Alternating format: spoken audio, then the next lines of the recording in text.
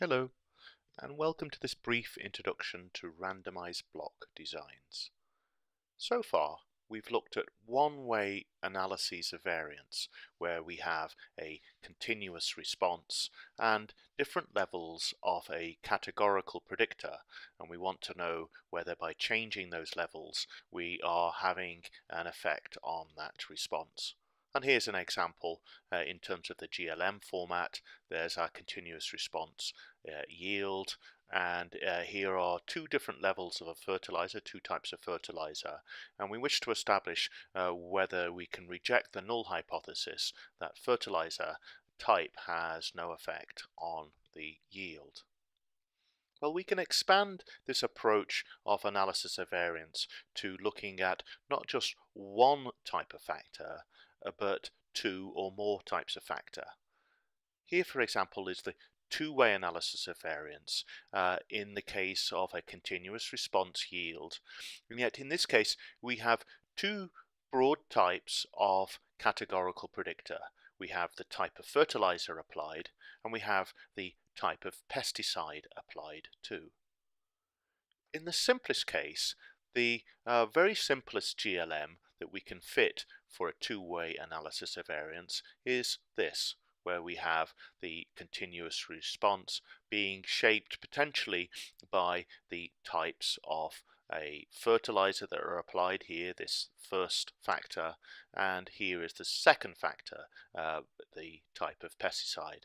This is a two-way analysis of variance because we have two types of factor, and in this case we have two levels of this factor and two levels of this factor. Now, this design can be expanded to consider subtle interactions between fertilizer and pesticide in its effect on yield. And the type of model that would be fitting in these instances would be a full model including interactions. However, we'll leave interactions till a later lesson. Let's now go back to the standard two-way analysis of variance without interaction, and this is often known as a randomized block design, particularly when one of those factors is something that we're not particularly interested in, but we know that we should be controlling for when conducting our experiment. So for example, we might have yield being dependent on the type of fertilizer, but also there might be a block, and that block might be different parts of the field, as we'll go on and have a look at an example in a minute, or it could be different times those experiments are run. It could have been run in 1 year and then in another year. So we've got to control for year somehow, but it's not necessarily the main thing we're interested in. We want to know whether fertilizer type really does have an influence on the yield. And so here we've got a continuous response, and in this case we have two categorical predictors. Why is blocking such a useful design component? So imagine we've got four types of fertilizer, A, B, C, and D. And imagine also we're in the real world where we've got to look at the growth of plants with these types of fertilizer, but we're faced with a potential gradient of water such that we have low water level going to high water level here. Well, one particular design would be, well, this looks neat, having all our A's here, all the types of fertilizer B here, C and D. However, this would be an entirely inappropriate design to choose because, of course, water confounds. If we did the analysis and found, for example, that fertilizer D looked like it had the highest overall yield of plants, how do we know that that's not actually caused by the water level rather than the fertilizer? An alternative approach is to simply randomly allocate the four replicates of each of the types of fertilizer across the entire grid. In this case, what we have here is the water gradient adding noise to the overall relationship, but not obscuring it in the way that the former design did. So it's an improvement, but we could get better. Here is the far superior design in which we actually control for the gradient at the same time as investigating its effect.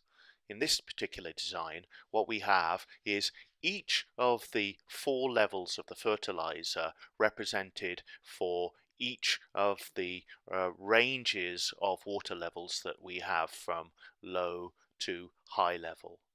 So in this case, we've structured our design such that we can separately analyze for the effect of fertilizer and yet at the same time look at the effect of the water gradient.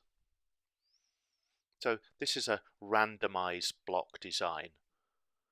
Blocks are typically levels of a factor that may influence a response, although we're not necessarily interested in them in their own right. We only want to get a better understanding of the role of another treatment in influencing that response. Blocks should clearly be as internally homogeneous as possible, such that the same water levels should be are approximately the same, at least in each of these levels here of our blocks. Blocks can be spatial, temporal, or even genetical, and there are a lot of reasons why we might want to control for any given variable in our data. Typically, there's no replication within blocks. You'll see that we have one replicate of each of the levels of fertilizer, but sometimes there is more than one replicate, but it really does help for reasons of orthogonality, which we'll get onto later, to have the same number of replicates of each of the treatment levels in a given block. Let's have a look at these data, which come from Sokol and Rolf's biometry. The data refer to the mean weights of tribolium beetles of different genotypes. We have wild type, red eye, and hairy wing grown in standard conditions. Now, this experiment was actually repeated 4 times, so we have experiment as a block, and we're primarily interested in the differences between the weights of these different genotypes in our experiment. Of course, we can plot these graphs out and the data appear as if the red genotype does seem to have a higher weight, certainly than the hairy genotype. But how can we analyze these data? Well, to begin with, we're going to analyze it in a rather silly way, which isn't appropriate. We're going to ignore the experiment which delivered each of the data points completely. And so by this, we're going to simply fit a relationship between weight and genotype. I should say that the genotype is clearly a categorical predictor with 3 different levels. And we're going to simply plot out the fit of that simple one-way analysis of variance. And this is what we get. What you'll see here is that we have no significant effect of genotype on the weight, and that we can't reject the null hypothesis that there is no relationship between genotype, level, and weight. And so the other thing I'd like you to note is that the overall sum of squares of the residuals, or the error sum of squares as it's sometimes called, is about 0.0256. So in this case we've got a relatively high amount of variability because all we've controlled for really is a genotype, and experiment hasn't been entered into the analysis. Now let's conduct the appropriate analysis, this time controlling for both genotype and the experiment.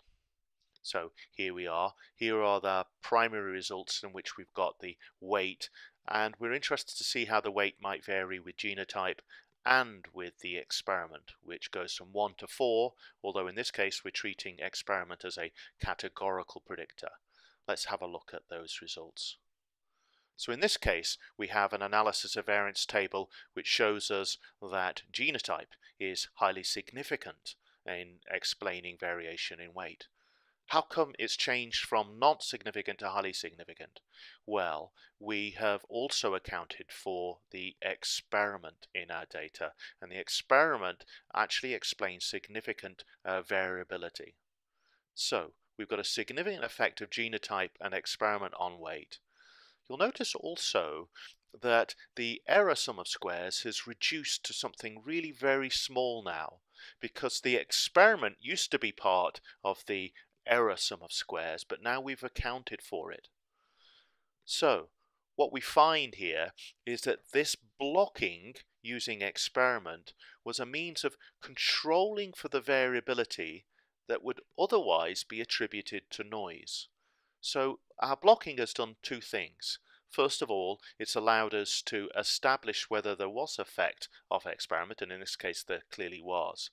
But secondly, it's allowed a much more powerful test in that we have removed some of the variability in our data, we've accounted for it, and therefore allowed us to have a much more powerful test of the effect of genotype on our weight. Of course, all of these fitted models depend on a variety of assumptions, and you will now be familiar with the assumptions made by GLMs, including the fact that the residuals are assumed to be homogeneously distributed around the fitted model, and here they do appear to be, and also that those residuals are normally distributed around the fitted model, and from this QQ plot we see that that is broadly held out. Thank you for listening to this R Labs tutorial video. If you found this useful, you might be interested in our free online Moodle course, or check out and subscribe to our YouTube channel.